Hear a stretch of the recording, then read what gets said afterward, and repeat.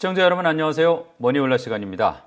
오늘은 대신증권 이경민 투자전략팀장 모시고 하반기 시장 전망하는 시간 갖겠습니다. 팀장님 어서 오십시오. 네, 안녕하십니까. 네.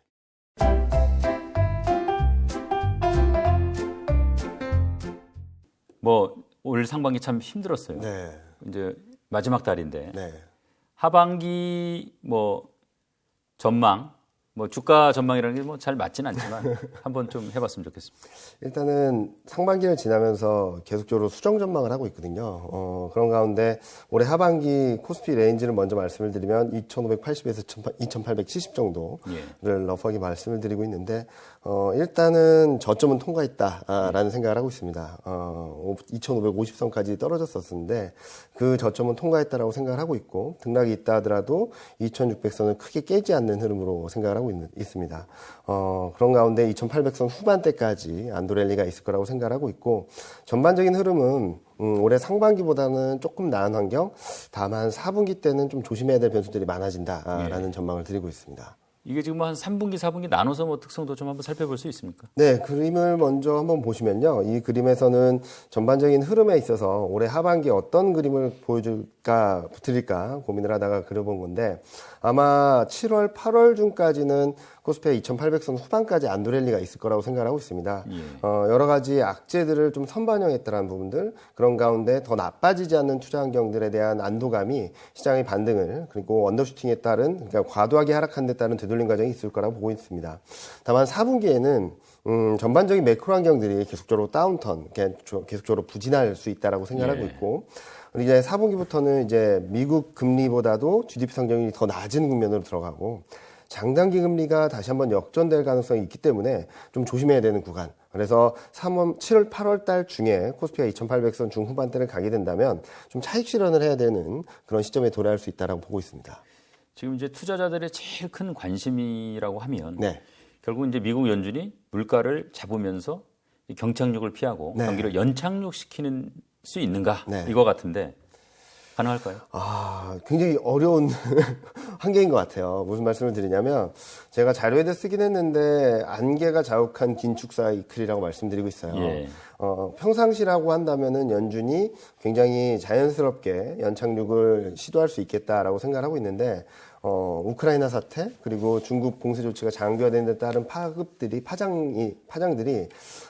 굉장히 투자 시계를 굉장히 흐리게 만들고 있다. 예. 그래서 연준이 통제할 수 없는 곡물 가격이라든지 병목 현상이라든지 이런 변수들이 계속적으로 시장을 그리고 매크로 환경들을 계속적으로 압박하게 된다면 연준이 원하는 대로 연착륙이 쉽지는 않겠다라는 전망을 하고 있고 그런 근거 하에 저희가 4분기에는 좀 조심하자라는 말씀을 드리고 있습니다.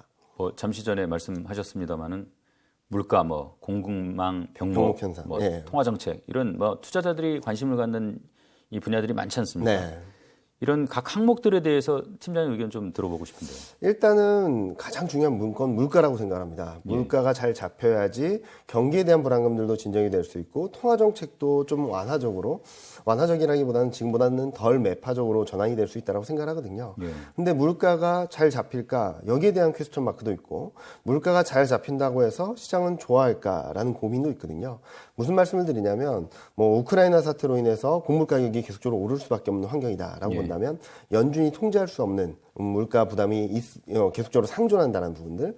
그래서 물가가 덜 빠진다. 그러니까 연준이 예상했던 것보다 천천히 떨어진다고 한다면 연준은 긴축을 계속할 수밖에 없는 환경.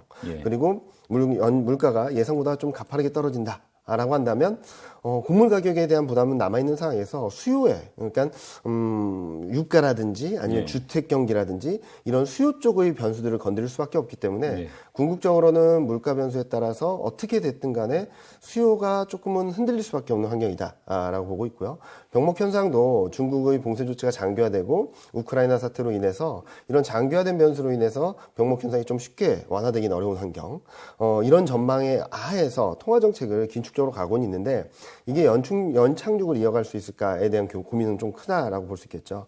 이런 전반적인 매크로 환경들이 앞으로 좀 시간을 두고 본다면 좋아질 수는 있겠지만 지금보다 단기간에 턴어라운드 할 수 있을까? 라는 부분들보다는 조금 더 부진한 흐름을 보인 뒤에 궁극적으로 경기 경착륙이나 일시적인 침체 가능성까지 열어놓고 그 뒤에 턴어라운드하는 모습들을 보여주지 않을까라는 예상을 하고 있어서 저희가 4분기에 좀 조심하자라는 말씀을 계속적으로 드리고 있고요.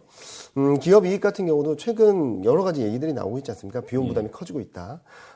후행적으로 기업 이익도 좀 부진한 모습들을 보여주고 그로 인해서 고용 상황이 좀 꺾이게 된다면 전반적인 매크로 환경들은 지금보다는 올해 4분기 내년 상반기 중에는 조금은 더 부담스러운 부정적인 흐름으로 갈 수밖에 없지 않나라는 생각을 하고 있습니다. 우크라이나 사태와 중국 변수는 이슈성으로서는 좀 재료가 소멸됐다라고 생각을 하는데 앞서 계속 말씀드렸던 것처럼 곡물 가격, 병목 현상 이런 전반적인 글로벌 경제 매크로 환경에 영향을 미치는 것들은 아직까지 남아있다라고 보고 있어서 긍정적으로 보기는 좀 어렵지 않을까. 내년 상반기까지는 경기가 좀 하강하는 그런 사이클을 이어가지 않을까라는 예상을 하고 있습니다. 지금 일단 뭐 경기가 하강 국면인 거에 대해서는 크게 이견은 없는 것 네. 같아요. 이제 그렇다면 하반기 금융시장 환경은 어떨 거로 보세요? 일단은 뭐 전반적인 환경을 본다면 우라가미 군요라는 일본의 저자가 쓴 주식시장의 사계라는 게 있습니다. 근데 최근 시장으로 보면 굉장히 잘 맞는 것 같아요. 지금은 전형적인 역금융 장세 패턴을 보여주고 있습니다. 경기는 정점을 통과하고 꺾이는 상황에서 긴축은 하고 있고 그로 인해서 금리는 오르고 실적은 아직 괜찮고 왜냐면은 경기에 나쁜 상황은 아니니까요. 그런 상황이다 보니까 아직은 괜찮아라는 얘기를 할 수 있겠고 변곡점에서 채권 금리가 좀 하향 안정세를 보이면은 기회가 있을 수 있다라는 측면에서 3분기 안도랠리 말씀을 드리는 건데 안도랠리 이후에 마주할 현실은 역실적 장세가 아닐까 하는 생각을 하고 있습니다. 전반적인 매크로 환경이 부진한 흐름들은 좀 더 이어가면서 지금보다는 좀 다운턴, 마이너스 환경도 볼 수 있겠고요. 경기 선행지수나 이런 것들이 완전히 꺾이는 모습들, 하강하는 그림들을 보여주겠고 후행적으로 실적이나 금리가 하락하면서 지금 전반적인 환경들은 지금보다는 조금 더 시장에 압박을 줄 수 있는 그런 환경들이 만들어질 수 있겠다라고 생각을 하고 있습니다. 이 금융시장 환경도 분기별로 좀 쪼개서 볼 수 있습니까? 네, 일단은 2분기 같은 경우는 좀 굉장히 안 좋았었죠. 근데 실질적으로 안 좋았다기보다는 심리가 너무 걱정을 많이 했다라고 생각합니다. 그래서 안도랠리를 말씀을 드리는 거고요. 3분기에는 2분기, 1분기보다는 조금 더 나은 환경. 다행이다. 정도를 보여줄 수 있는 매크로 환경이 펼쳐질 수 있고 문제는 이제 4분기부터인데 4분기부터는 경제 성장 전망이라든지 이익 전망 그리고 더 큰 문제는 3분기 때는 금리가 조금 더 오르지 못한다라는 것들이 안도를 감을 줄 수 있겠지만 4분기부터는 금리가 하락한다는 것들은 이제 경기가 불안하다라는 인식을 할 수 있거든요. 이런 차원에서 내년 2023년 전망까지 시장이 걱정을 하게 된다면 아마도 전반적인 매크로 환경들은 좀 불안할 수 있다라고 생각을 하고 있고 이 가운데 러시아와 우크라이나 전쟁으로 인해서 유럽 경기가 계속적으로 불안해진다면 달러 강세 압력도 계속적으로 유지될 수밖에 없기 때문에 3분기에는 일시적인 안도감이 있겠지만 4분기부터는 조금 전반적인 매크로 환경들이 시장이 좀 부정적이지 않을까라는 생각을 하고 있습니다. 이게 뭐 하반기에는 그럼 투자 전략은 어떻게 가져가야 되는 거예요? 일단은 저희도 굉장히 고민을 많이 했었는데요. 무슨 말씀을 드리고 싶냐면 지금 큰 흐름에서의 다운 사이클이라고 한다면 현금 비중을 계속적으로 늘려가야 되냐 아니면 기회를 노려야 되냐. 대신증권에서는 2021년 10월 달부터 3월 달까지 계속적으로 베어리시한 현금 비중을 계속 늘려야 된다는 전망을 드렸기 때문에 이번 안도랠리 저점 대비 한 10% 이상 상승 여력이 있는 구간에선 트레이딩 관점에서 접근을 하자. 그래서 그림에서 보시는 바와 같이 2분기, 3분기 때는 수출주인 자동차와 반도체 그리고 구조적 성장주를 할 수 있는 2차 전지와 인터넷 업종을 트레이딩 관점에서 접근은 가능하다라고 말씀을 드리고 있습니다. 다만 3분기 중반을 지나면서 코스피가 2800선 중후반대로 가게 된다면 그때부터는 배당주 그리고 내수주, 방어주들을 좀 관심 있게 보시고요. 만약 개인 투자자분들 같은 경우는 현금 비중을 좀 늘리시고 채권이라든지 달러같이 안전자산에 좀 투자하는 전략이 조금 더 낫지 않을까 생각을 하고 있습니다. 이게 지금 3분기는 안도랠리, 네. 4분기 조정 국면 크게 보면 이렇게 보시는 것 네. 같은데 이제 각 국면별로 관심을 갖고 볼 종목들에 대해서도 뭐 투자 포인트 같은 거 좀 살펴봤으면 좋겠습니다. 지금 투자 포인트라고 말씀드리는 거는 3분기 안도랠리와 좀 4분기 좀 조정 국면을 좀 나눠서 말씀을 드리고 싶은데요. 일단은 저희가 탑9이라 그래서 유망 종목들을 좀 업데이트 해봤는데요.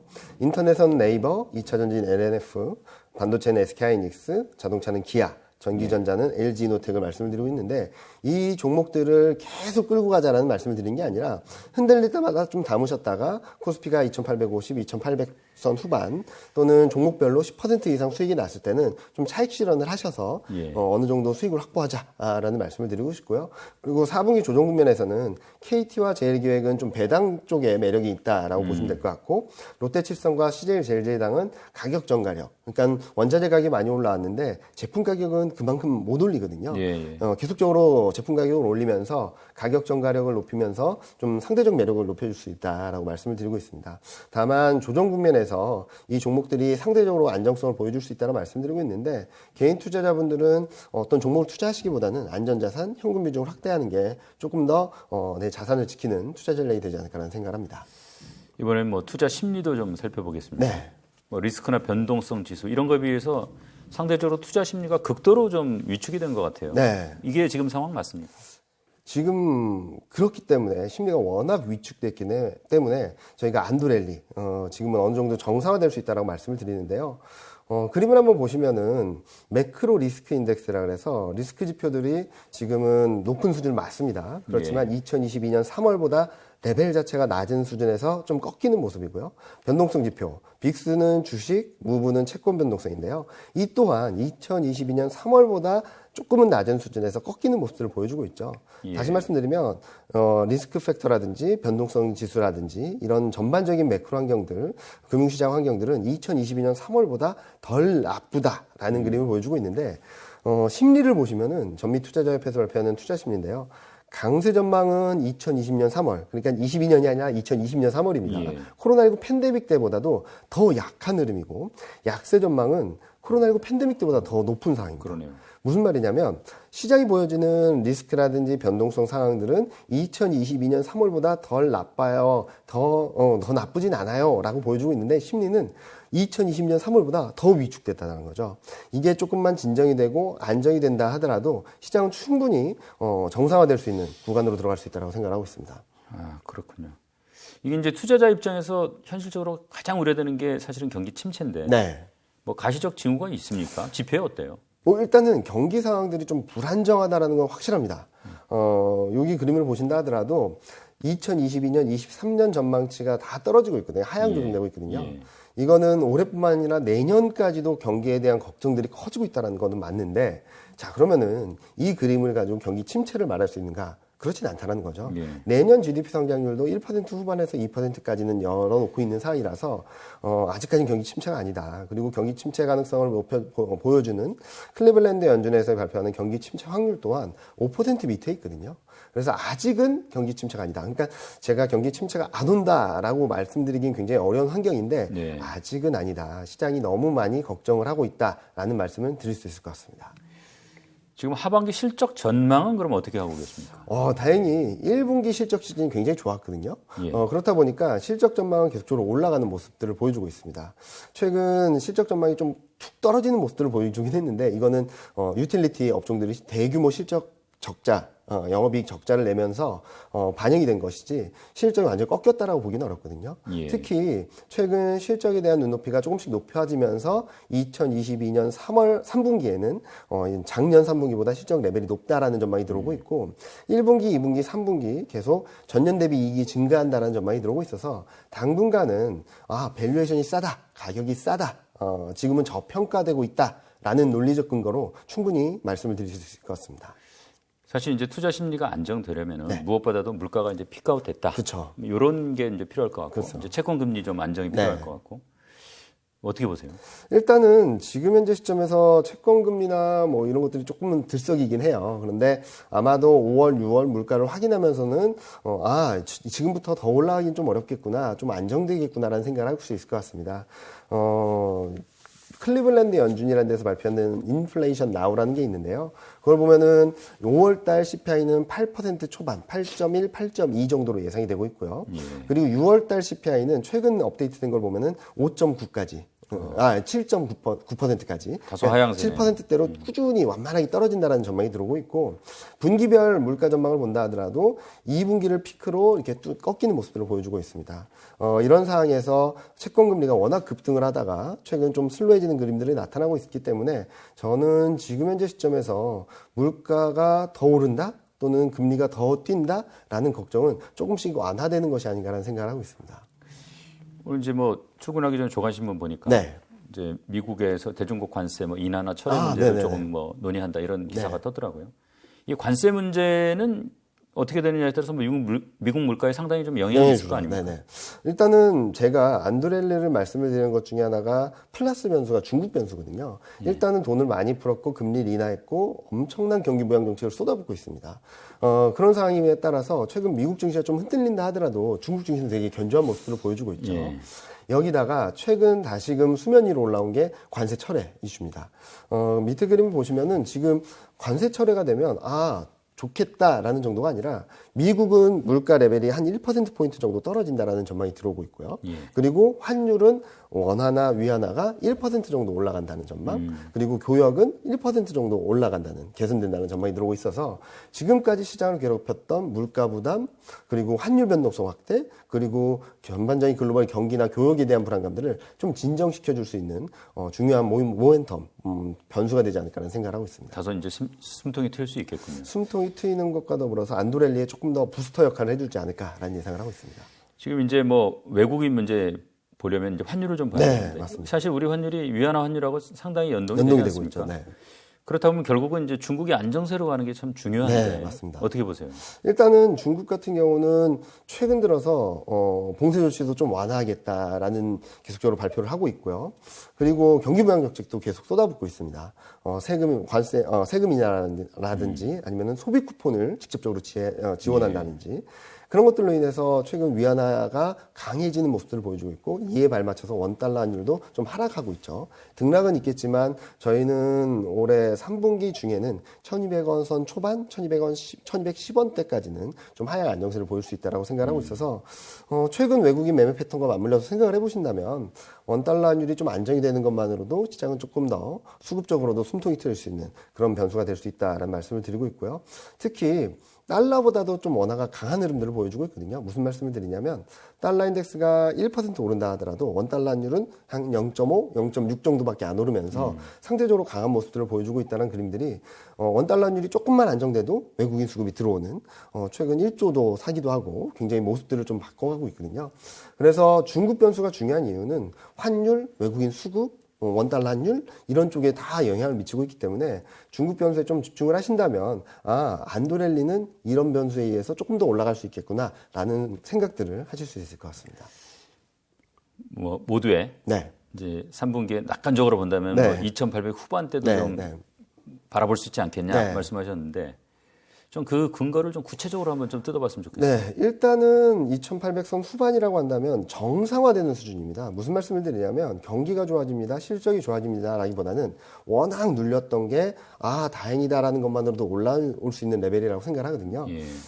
그래서 등락은 있겠지만 12개월 포워드 PER, 그러니까 밸류에이션 수준으로 10.55배. 2021년 6월, 그러니까 코스피가 고점을 기록하고 계속적으로 조정을 받았는데 조정을 받는 과정에서도 평균 정도 수준이라고 봐주시면 될 것 같고요. 그리고 또 하나는 펀더멘탈 실적과 매크로 지표들과의 괴리율을 봤을 때 어느 정도 싼가 저평가에 되어 있나를 보고 있습니다. 보니까 2010년 이후 평균 수준을 하회한 것은 물론이거니와 마이너스 1표준 편차까지 떨어져 있거든요. 마이너스 2표준 편차 수준에 가까워져 있죠. 예. 그래서 평균 수준을 회귀한다까지는 말씀드리지 않고 있고 마이너스 1표준 편차, 수출 같은 경우는 마이너스 2표준 편차. 그러니까 워낙 낮아져 있는 것들이 조금만 정상화된다 하더라도 10% 정도의 상승 여력은 있다라고 보는 거죠.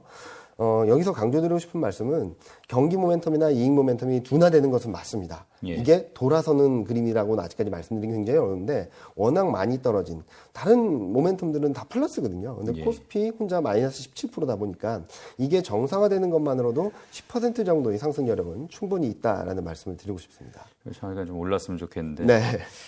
이 업종별로도 한번 좀 살펴봤으면 좋겠어요. 네, 일단은 업종별로 보시면은, 안도렐리면 뭐가 좋을까라고 궁금해 하시면은, 일단 싼 거죠. 싼 건데 싼 업종, 저평가받고 있는 업종들인데 더 중요한 것은 최근 유동성이 흡수되고 금리를 인상하는 국면이다 보니까 막연하게 싸다기라기보다는 좀 모멘텀이 살아있고 이익 모멘텀이라든지 업황이라든지 이런 것들이 살아있는 업종을 찾다 보니까 소프트웨어, IT 가전, 미디어 교육, IT 하드웨어, 반도체, 자동차 업종이 그래도 저평가돼 있고 이익 모멘텀이 아직까지는 견조한 업종들로 말씀을 드릴 수 있을 것 같습니다. 뭐 장기적으로 봤을 때는 좀 기다림이 필요하다라는 말씀을 드리고 있는데 3분기 안도랠리에서는 충분히 기회가 올 수 있다는 말씀을 드리고 싶습니다. 왜냐면은 2020년 하반기부터 채권금리가 계속